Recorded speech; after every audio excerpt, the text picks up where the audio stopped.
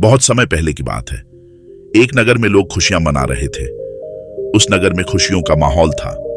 एक तरफ जहां लोग खुशियां मना रहे थे, वहीं पर दूसरी तरफ एक लड़का उन सब से अलग होकर एक पेड़ के किनारे उदास होकर बैठा था। उसे मन ही मन यह चिंता जताई जा रही थी कि परीक्षा नजदीक आ चुकी थी और वह चाहकर भी पढ़ाई नहीं कर पा रहा था। वह चाहकर भी पढ़ाई में मन नहीं लगा पा रहा था। वह जितना पढ़ाई के बारे में सोचता, उसके चेहरे पर उतनी ही निराशा और हताशा बढ़ जाती। वहीं सभी विचारों के बारे में सोच ही रहा था कि तभी वहां से एक गुरुवर गुजर रहे थे। उन्होंने जब उस लड़की को देखा तो वह यह समझ चुके थे कि लड़का कुछ परेशान है, जरूर कोई समस्या है। इसलिए वह उस लड़के के पास पहुंचे और उस लड़के से कहते हैं, क्या बात है बेटा, पूरा गांव खुशियां मना रहा है, गांव में खुशियों का माहौल है और तुम यहाँ इस सुनसान जगह पर इस पेड़ के नीचे अकेले बैठे हो और तुम बहुत उदास लग रहे हो। आखिर क्या बात है? उन गुरुवर की यह बात सुनकर उस लड़के ने जबरदस्ती अपने चेहरे पर मुस्कान लाने की कोशिश की, लेकिन मन में चिंता भरी होने के कारण वह मुस्कुरा न सका। इस पर गुरुवर एक बार फिर उस लड़के से कहते हैं, क्या बात है बेटा, तुम इतनी गंभीर मुद्रा क्यों बनाए हुए हो? आखिर क्या समस्या है? तुम मुझसे बता सकते हो। इस पर वह लड़का उन गुरुवर से कहता है, हे गुरुवर, मेरी परीक्षा बहुत नजदीक आ चुकी है और मैं चाहकर भी पढ़ाई नहीं कर पा रहा। पढ़ाई में मेरा मन ही नहीं लग रहा। इस पर वह गुरुवर उस लड़के से कहते हैं, परंतु क्यों? इसके पीछे कोई तो कारण होगा। इस बार वह लड़का उन गुरुवर से कहता है, हे गुरुवर, मैं जब भी पढ़ाई करने बैठता हूं और इस बीच अगर कहीं भी मैं अटक जाता हूं तो मेरे मन में तरह तरह की शिकायतें उभरने लगती हैं। चिंता मुझे परेशान करने लगती है और एक के बाद एक नकारात्मक विचार मेरे मन में उमड़ ही चले जाते हैं और उसके बाद में पढ़ने में तनिक भी मन नहीं लगता। मैं चाहकर भी पढ़ाई में मन लगा ही नहीं पाता और देखते ही देखते जब मैं उन नकारात्मक विचारों के सामने हार जाता हूं तो मैं अपनी किताबें बंद कर देता हूं और फिर ऐसे ही कहीं पर निकल जाता हूं, कभी अपने मित्रों के साथ तो कभी अपने आस पड़ोस के लोगों के साथ। मैं अपना काफी समय यूं ही खराब कर देता है। हालांकि भीतर से तो मैं चाहता हूं कि मैं पढ़ाई करूं, अन्यथा मुझे इसका परिणाम भोगना होगा, लेकिन मैं चाहकर भी पढ़ाई कर नहीं पा रहा और ऐसा करीब पिछले 2 महीनों से मेरे साथ हो रहा है। मैं नकारात्मक विचारों से जितना पाने की कोशिश करता हूं या नकारात्मक विचार मुझे उतना ही घेर लेते हैं और यह मुझे डराते हैं, मुझे परेशान करते हैं। मैं चाहकर भी इनसे छुटकारा नहीं पा रहा। उन गुरुवर ने उस लड़के की सारी बातें ध्यानपूर्वक सुनी और फिर उस लड़के से कहते, बेटा, मैं तुम्हारी मन की बातें समझ रहा हूं, लेकिन क्या तुम इसे एक उदाहरण के तौर पर समझा सकते हो? इस पर वह लड़का उन गुरुवर से कहता है, हे गुरुवर, परीक्षा बहुत नजदीक है और मैंने कुछ हद तक पढ़ाई भी कर ली है, लेकिन जो बची हुई पढ़ाई है उसके लिए मुझे हर दिन करीब 10 से 14 घंटे तक यूं ही मन लगाकर पढ़ना होगा। इसके बिना मैं किसी भी हालत में अपनी पढ़ाई पूरी नहीं कर पाऊंगा। जब यह ख्याल मेरे मन में आता है तो मैं डर जाता हूं। मैं भीतर ही भीतर कांप उठता हूं और देखते ही देखते मेरी हिम्मत जवाब देने लगती है और मैं हार मान लेता हूं और फिर उसके बाद मेहनत करने का मानो मेरा मन ही नहीं होता। मैं चाहकर भी ध्यान नहीं लगा पाता और अगली चीज जो मुझे परेशान कर रही है। तभी फिर गुरुवर ने कहा, रुको रुको बेटा।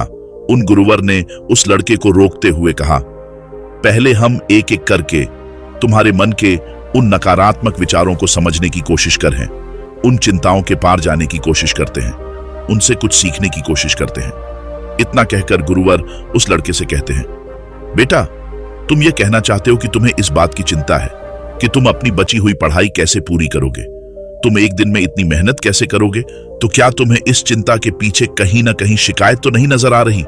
क्या उन गुरुवर की यह बात सुनकर वह लड़का थोड़ा सा हिचकिचा हुए उन गुरुवर से कहता है, हे गुरुवर, कैसी शिकायत? इस पर वह गुरुवर मुस्कुराते हुए उस लड़के से कहते हैं, बेटा, जब पढ़ाई करते वक्त तुम कहीं पर अटक जाते हो और बची हुई पढ़ाई के बारे में जब तुम सोचते हो तब तुम खुद से शिकायत करते हो कि मैं तो कमजोर हूं, मैं इतनी मेहनत नहीं कर सकता, मैं भला यह कैसे कर पाऊंगा, मैं भला एक साथ 10 से 14 घंटे तक कैसे पढ़ाई कर सकता हूं? जरा खुद से पूछो। ये जो शिकायतें तुम खुद से कर रहे हो, ये सच है या झूठ, या केवल यह सभी तुम्हारे मन की एक सोच है? उन गुरुवर के इतना कहने पर वह लड़का कुछ देर के लिए मौन हो गया। उसे कुछ समझ नहीं आ रहा था कि वह उन गुरुवार को क्या जवाब दे। तभी वह गुरुवर उस लड़के से कहते हैं, बेटा, ऐसा कहाँ लिखा है कि तुम इतनी मेहनत नहीं कर सकते? ऐसा कहाँ लिखा है कि तुम्हारे पास इतनी मेहनत करने की क्षमता नहीं है? क्या किसी ने तुमसे ऐसा कहा है कि तुम इतना ध्यान लगाकर पढ़ाई नहीं कर सकते? इस बारे में वह लड़का जवाब देते हुए उन गुरुवर से कहता है, हे गुरुवर, आप शक्ति कहते हैं, ऐसा तो मुझसे किसी ने नहीं कहा। इस पर वह गुरुवर उस लड़के से कहते हैं, बेटा, तो तुमने खुद से यह कैसे मान लिया कि मैं इतना कमजोर हो और मैं ऐसा नहीं कर सकता, मैं ध्यान लगाकर पढ़ाई नहीं कर सकता? यह सब केवल तुम्हारे मन का एक भ्रम है। तो तुम्हारे मन की एक सोच है जिसे तुम अनजाने में बार बार सोचकर उस पर विश्वास करके उसे सच बना रहे हो। गुरुवर अपनी बात पूरी कर ही रहे थे कि तभी वह लड़का उन गुरुवर की बात काटते हुए कहता है, हे गुरुवर, अगर यह सच नहीं है तो फिर सच क्या है? उस लड़की की यह बात सुनकर गुरुवर मुस्कुराने लगे और उस लड़के से कहते हैं, बेटा, सच ये है कि तुम्हारे अंदर कितनी काबिलियत है, यह जानने के लिए तुम्हें आखिरी हद तक मेहनत करनी होगी, तुम्हें अपनी पूरी कोशिश करनी होगी। जब तुम अपनी पूरी क्षमता पर कार्य करोगे, अपनी पूरी क्षमता के साथ पढ़ाई करोगे, तभी तुम्हें पता चल पाएगा कि सच में तुम्हारी क्षमता क्या है। इस पर वह लड़का उन गुरुवर से कहता है, हे गुरुवर, तो अब मुझे क्या करना चाहिए? इस पर वह गुरुवार उस लड़के से कहते हैं, बेटा, मेरी बात ध्यान से समझो। हर चिंता के पीछे एक सकारात्मक संदेश होता है जिससे हमें पहचानने की आवश्यकता होती है। जैसे जब तुम्हारे मन में यह चिंता प्रकट होने लगी कि मैं अपनी बाकी की पढ़ाई इतनी जल्दी पूरी कैसे करूंगा, तो इस चिंता के पीछे सकारात्मक संदेश क्या था? इस पर वह लड़का कुछ देर सोच विचार करने के बाद उन गुरुवर से कहता है, हे गुरु, यहीं की परीक्षा बहुत करीब है और मुझे पूरा ध्यान और अपनी शक्ति लगाकर पढ़ने की जरूरत है। इस पर गुरुवर कहते हैं, बिल्कुल सही। तभी वह लड़का उन गुरुवर से कहता है, ठीक है, यह तो बहुत अच्छा तरीका है, इससे तो मैं आसानी से अपनी पढ़ाई पर ध्यान लगा सकता हूं। इतना कहकर वह लड़का वहां से जाने लगा।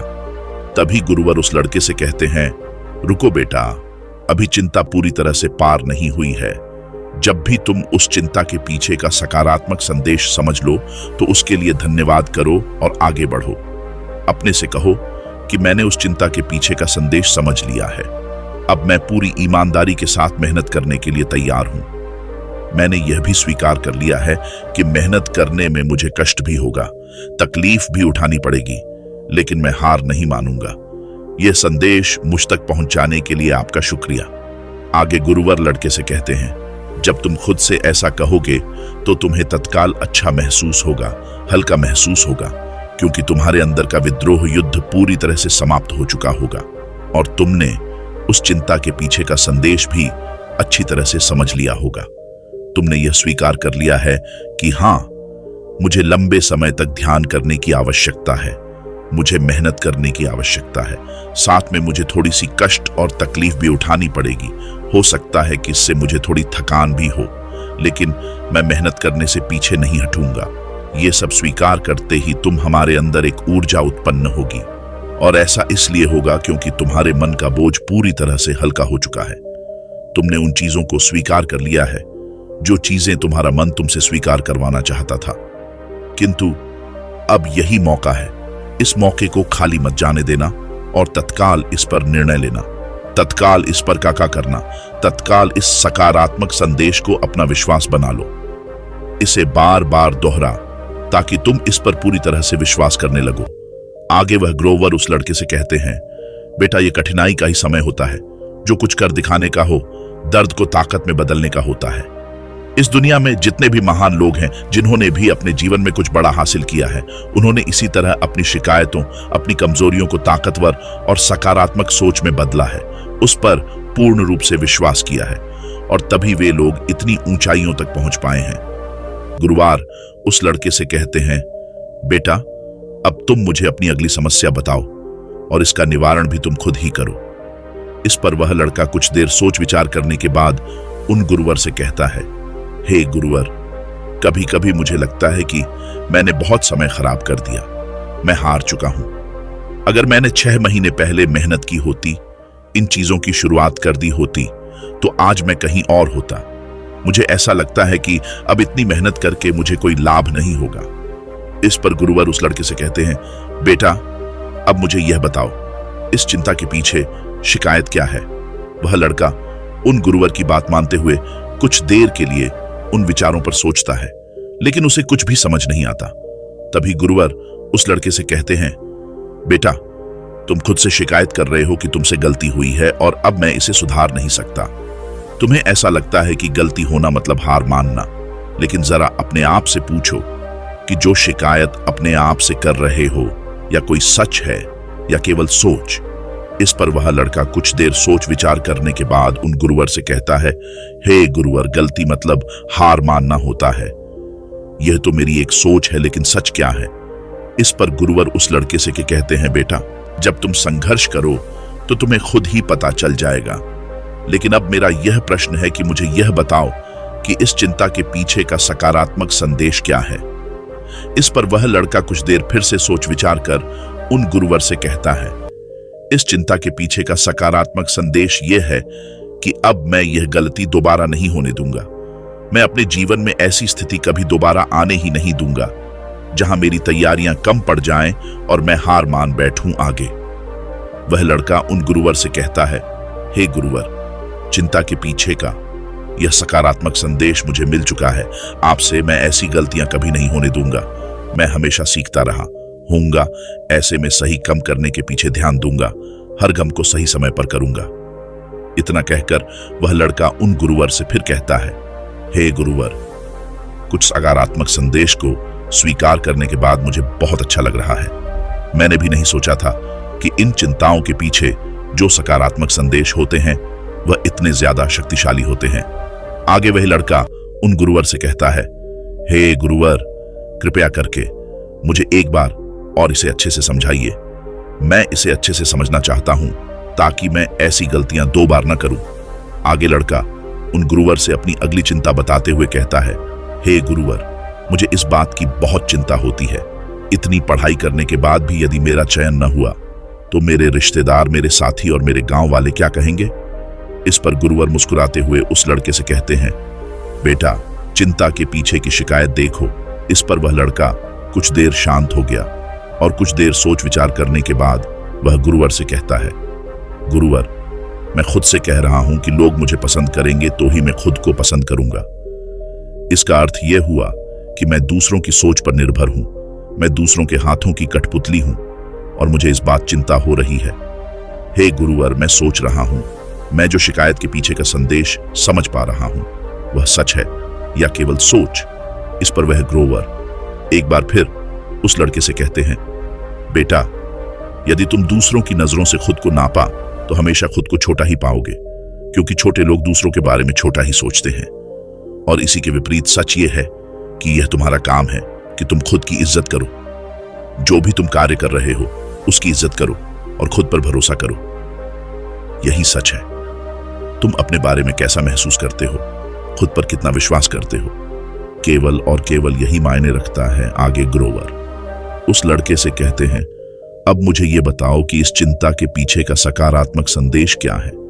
इस पर वह लड़का उन गुरुवर से कहता है, गुरुवर, इस चिंता के पीछे का सकारात्मक संदेश यही है कि हमें नकारात्मक विचारों से बचकर रहना चाहिए और हमें ऐसे विचार सोचना चाहिए, ऐसे विचारों पर ध्यान देना चाहिए जो हमें शक्ति दे आगे। वह लड़का कहता है कि शक्तिशाली संदेश के लिए मैं आपका आभारी हूं। हमेशा तर्क रहने की और अच्छे विचारों पर बार बार ध्यान देने की जिम्मेदारी को मैं स्वीकार करता हूं। आज से केवल और केवल मैं खुद पर विश्वास करूंगा, अपने कर्मों पर विश्वास करूंगा और मैं यह देखूंगा कि मैं क्या कर रहा हूं और मुझे क्या करना चाहिए। क्या मैं सही राह पर हूं या नहीं? मैं स्वीकार करता हूं कि आज से केवल मैं अपनी नजरों से खुद को देखूंगा। कौन मेरे बारे में क्या कह रहा है, इससे मुझे कोई फर्क नहीं पड़ने वाला। इतना कहकर वह लड़का उन गुरुओं से कहता है, हे गुरुवर, मेरी समस्या तो सुलझ गई। अब मुझे बहुत अच्छा लग रहा है, हल्का महसूस कर रहा हूं। इस पर वह गुरुवर उस लड़के से कहते हैं, बेटा, जो भी तुमने अभी कुछ कहा है उसे तुम याद रखना और इसे कहीं पर लिख लेना और इस पर तत्काल कार्य करना, ताकि तुम हर दिन यह देख सको कि तुम किस प्रकार नकारात्मक विचारों के प्रति सतर्क हो और तुम किस प्रकार प्रेरणा देने वाले विचारों पर ध्यान केंद्रित कर पा रहे हो। आगे वे गुरुवर उस लड़के से कहते हैं, ठीक इसी प्रकार तुम एक छोटी सी कार्यवाही करके खुद को यह एहसास दिला सकते हो, खुद को याद दिला सकते हो, खुद को साबित कर सकते हो कि तुम चिंता और शिकायतों से कहीं बड़े हो। और इसी प्रकार बार बार अपने विचारों पर कार्यवाही करने से हम अपने भीतर एक सकारात्मक मान्यताएं बना लेते हैं, जिन पर हम विश्वास करते हैं और देखते ही देखते हार्मोन विश्वासों पर आंख बंद करके भरोसा करने लग जाते हैं। आगे गुरुवर उस लड़के से कहते हैं, इसलिए बेटा, इसी तरह से जब भी तुम्हें चिंता परेशान करें तो सबसे पहले चिंता के पीछे की शिकायत देखो और यह पता करो कि शिकायत सच है या फिर केवल सोच। इससे आपके और शिकायत के बीच में थोड़ी दूरी बनेगी। इस शिकायत का कड़वापन और असर थोड़ा सा कम होगा और आप उसके बारे में जानें, उसे पहचानने की कोशिश करो, उसके पीछे का सकारात्मक संदेश जानने की कोशिश करो और एक नई मान्यता तैयार करो। तभी तुम अपने जीवन में सही ऊंचाइयों को छू पाओगे, अपने जीवन में उन ऊंचाइयों तक पहुंच पाओगे जिनकी तुम कल्पना करते हो। ना कहकर वह गुरुवार शाम हो गए और उस लड़के को भी अभी समझ में आ चुका था कि वह अपने जीवन में बेवजह की चीजों से डर रहा था, जबकि उसे अपने विचारों से लड़ने की जरूरत थी और वह अपने आप से लड़ रहा था।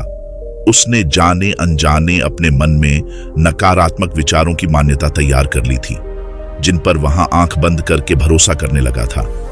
किंतु उसे तो अपने सकारात्मक विचारों पर ध्यान केंद्रित करना चाहिए था। इसके बाद उस लड़के ने गुरुवार को प्रणाम किया और वापस घर लाया। अब से वह दिन रात मेहनत करने लगा, खूब मन लगाकर पढ़ाई करने लगा और जब उसके मन में कोई नकारात्मक विचार उत्पन्न होते तो वह उस नकारात्मक विचारों के पीछे का संदेश समझता और खुद से उन गलतियों को स्वीकार करता, जिससे उसे के मन में सकारात्मक ऊर्जा का निर्वाह होता और अपनी कमजोरियों को ताकत बनाकर वह आगे बढ़ता जाता है।